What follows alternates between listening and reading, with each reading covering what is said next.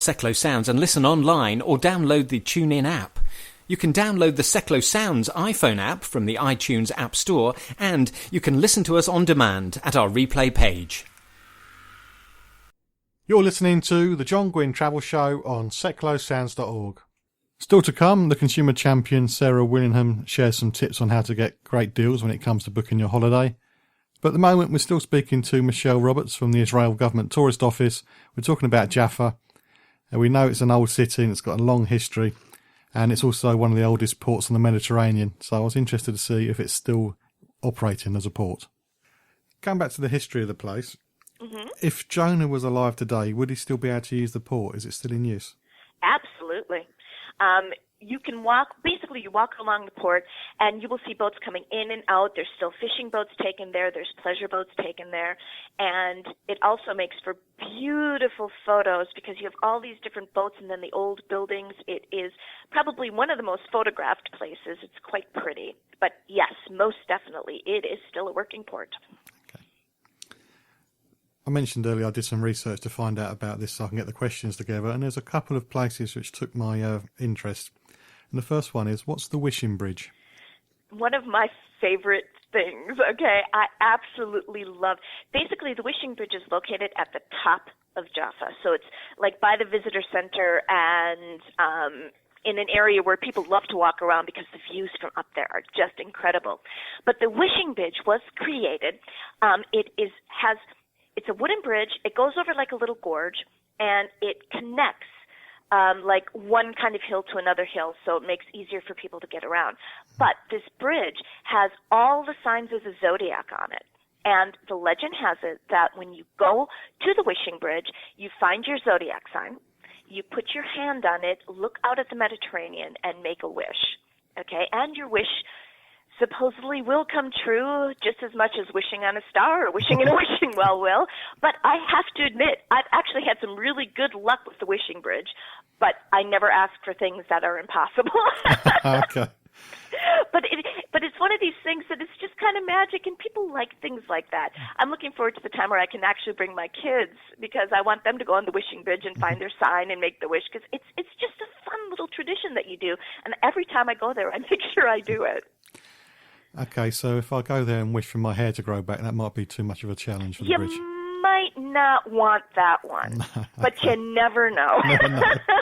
It doesn't hurt to wish. It doesn't. I do it every time I look in the mirror. I also found out about a clock tower, but it says it has different times on it. Why does it have different times? Now, the funny thing is why it has different times, that is something I've been researching, and I haven't exactly. I know the different times. Supposedly there is time for Europe and the time for Israel on these 4 clocks. So 2 of them will have Israel time, 2 of them will have European time. But I did find out why the clock tower was built. There was a rich gentleman called Yosef Moyal, and he was a wealthy shop owner in Jaffa and was so sick of people asking him for the time that he actually commissioned the clock tower to be built so people would stop bugging him. Which I think is hilarious, especially since it is a very, very prominent thing to see while you're in Jaffa. But yeah, only because he just was sick of people asking him what time it was. It would have been cheaper to have a T-shirt printed, wouldn't it? Well, T-shirt or just hand out watches, probably. Yeah. But yeah, it is because his shop supposedly was really close to the train station. So, he said, let's build a clock tower. I'm sick of these people bugging me. They obviously weren't buying things. When they went in the shop, they were just asking him for time. At the beginning, you said that artists moved into the area. So what's the art scene like there? Unbelievable. I mean, first of all, when you're walking around, there's all sorts of really intimate, small art galleries, artisans who make jewelry and all sorts of different other crafts. And just going in and out of those shops in itself is a fun thing to do. I do, however, have sort of a favorite thing, which is the Alana Gore Museum. Now, she is an artist. She's still alive, very kind of eclectic mix of what she produces. But what's so cool is, one, it is this huge building that was restored, okay? It is beautiful on the inside. It's massive. They've done such a beautiful job with the restoration. You've got all her artwork showing in there. You've got guest artwork from other artists. But what's really incredible is she lives there. She actually lives in her museum. Obviously, there's a different section, that's cut off, but this is her house. So you're actually going through her house and visit it. And it's actually on about at least 3 or 4 levels. And lovely thing about this museum is there is a lot of art on the roof, and the roof has been set up for like in a venue. You can go up there and possibly have tea or coffee or drinks or whatever, and the view from the top of her museum is just gorgeous. You're even taller than you would be on, you can look over the Mediterranean, you can see Tel Aviv. It is so worth a trip there, and it does have really different kind of funky artwork, and I guess I love that, more off-the-wall stuff, and some of the stuff she does is just incredible. This is Seklo Sounds. Join us every Wednesday at 7 p.m. for 1 hour in the company of Harry and Edna on the wireless, exploring all aspects of the vintage scene and playing tip-top gramophone tunes. Harry and Edna on the wireless, Wednesdays at 7 p.m. on seklosounds.org. Jolly good.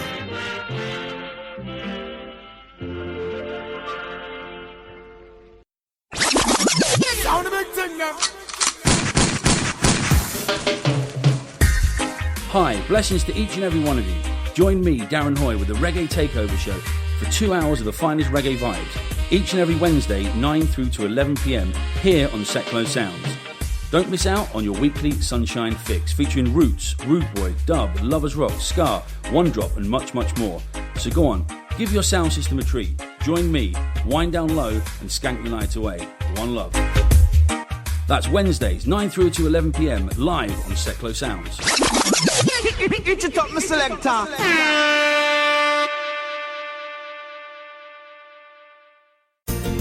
You're listening to the John Guinn Travel Show on seklosounds.org.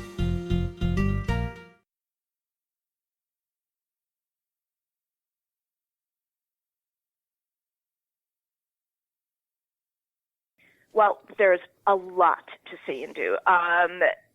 Just for instance, they have just opened up probably about a year or two ago. On the Jaffa port, there is a market. Now, it's like in an old hangar, and you can walk around this market, and it is a food market, but it has got so much boutique kind of quirky things that you can taste. You can get fresh fruits and vegetables, and they've got the fresh juices. There's even like a section that has specialty beers that you can go and do beer testing for all the different boutique beers and wines even in the area. Walking around there is really, really nice, especially because you can get samples. And just going and walking through the alleys itself and seeing all the different art and the cafes and all these things is just fun in itself. But there's also some really unique stuff. There is a center, and you're going to really have to excuse me because I have to pronounce something that I'm hoping I'm pronouncing right. It's the Nalagaat Center, and if that's pronounced wrong, I apologize. But this is basically Nalagaat means please touch. And this is a center for people who are hearing and visually impaired. But what happens is there's a blackout restaurant. So you can actually go and experience food with no lights whatsoever. It heightens your other senses. And I know there's a lot of different places around the world that do this, but doing it there is quite special, probably because Israeli food is so incredible. So without the sense of sight, your other senses get heightened. And I have not done this myself, but it is on my to-do list because I definitely want to do it. I can't wear a white shirt when I go out dining normally. There's no way I could wear a white shirt there. I would not wear a white shirt with that. I don't know, because I wish I would have done it, because they might give you bibs. That would be logical, wouldn't it? But, yeah, I'm definitely going to be doing that when I get over there on a holiday, because it just sounds fascinating. You said earlier that Jaffa's probably quieter than Tel Aviv itself, but is there any nightlife in the area? Oh, yes. You will always, there's plenty of bars and restaurants in Jaffa, but you have to keep in mind, though, too, that you kind of look at Jaffa and Tel Aviv as a entity, like a joined one, because it is so quick. And Tel Aviv, clubbing, bars, all hours of the day, 24/7. Jaffa does have bars. I'm positive there's nightclubs there. I personally don't know the name of any, but it's also very lively, lots of things to do. So this is an area where if you're bored, you better check your pulse because you may be dead. Because there's always something going on in this area. So how can we find out more about Jaffa? Well, there's a few different things you can look at. One, I'm going to give you 3 websites that will give you more information. The first one is actually for Old Jaffa, and it's as simple as Old Jaffa, oldjaffa.co.il. Mm-hmm. There's also the visittelaviv.com, which is visit-tel-aviv.com. Mm-hmm. And there's also the Israel Tourist Office own website, which is thinkisrael.com. I'm just making a note of those so I don't forget them. thinkisrael.com. Yep. Okay, well, thank you for sharing all the information on Jaffa.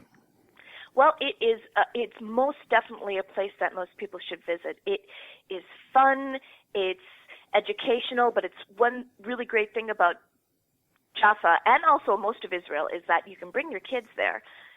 They'll be having so much fun they won't realize they're actually learning. Mm-hmm. At least I actually have such a great time, but I've learned so much. Every single visit I learned something different. So it is one of these very special places to go and visit. And if you can do it, please do it, because we'd welcome everybody to come over and see it. Okay, thanks, Michelle. Thanks a lot. Thank you very much, sir. It's always a pleasure talking to you. You can contact us or just keep up to date with travel news at facebook.com/John Guinn Travel Show. This is Seklo Sounds, your community radio station.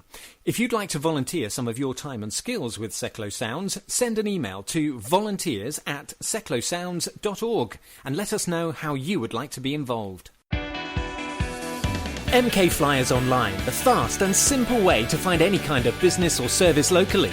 Find us at mkflyersonline.co.uk or download the MK Flyers mobile app from your app store. MK Flyers Online proudly supports Seklo Sounds, community radio for Milton Keynes. The John Guinn Travel Show. Checking it out before you check in on seklosounds.org. If you've ever visited Jaffa, please share your stories, your pictures and your advice on visiting this place on facebook.com/John Guinn Travel Show. And also the websites that Michelle mentioned will also be posted up on the same Facebook page, so you can have a look after the show. My next guest is Sarah Willingham. She's a consumer champion. As I mentioned at the beginning of the show, she's been on BBC, ITV, Sky, the radio, and she writes various columns on how to get the best deals for your money when you come to make purchases. If you're not too sure who Sarah is, I thought it'd be best to start off with an introduction about how she can help people, how she can help consumers when it comes to saving money. My name is Sarah Willingham. I'm a consumer champion, and I have a website, letssavemoney.com. The reason for the call is because of a press release that's gone out about hotel Wi-Fi charges. What did you find when you were looking at Wi-Fi charges at hotels? It is very interesting, actually, the study from Amber Hotels looking at various different the charges of Wi-Fi across the hotels, because they do vary. Mm-hmm. And it shows 2 things. I think, one, the impact that it can have on your pocket if you choose the wrong hotel and if you need Wi-Fi. And 2, I think the impact that it actually has on your life if you choose the wrong one, because I mean, I know from actually very recent experience, I happen to have travelled quite a lot during January, and both places I've been to had quite poor Wi-Fi connections, and it meant on more than one occasion that I was not able. I've got 4 young kids, mm-hmm. But I was not able to speak to them on FaceTime or even get a signal over Wi-Fi. On Viber or Skype or whatever, to be able to say night-night. And I also missed a board meeting towards last week, actually. So I think the impact can be huge on both your professional life and your personal life, and also on your pocket if you don't choose the right hotel.